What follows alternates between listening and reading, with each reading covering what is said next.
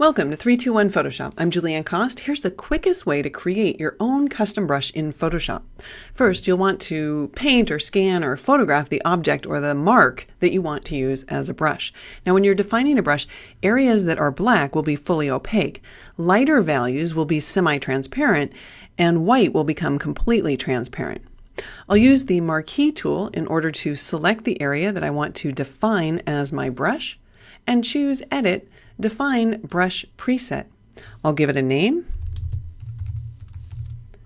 and click OK. We can see that the brush has been added to the Brushes panel.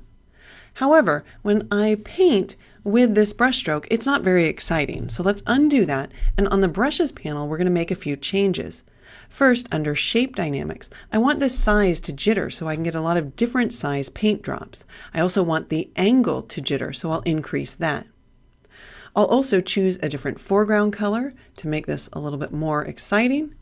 And now when I paint, you can see that it's not just that single stroke, but it's still not enough. Let's move to scattering, and I'm going to scatter the paint drops across both axes. So now it's getting more exciting.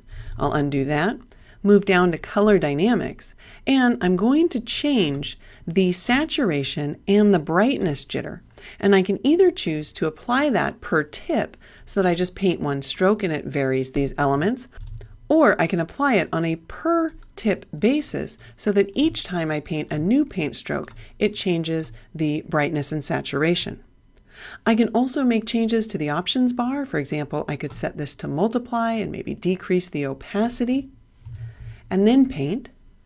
And once I've got the brush set up the way I want it, I'll click to create a new brush that will capture all of the brush settings by clicking this icon, and then including the tool settings, which will include the options in the options bar. So there you go, a quick way to create your own custom brush in Photoshop.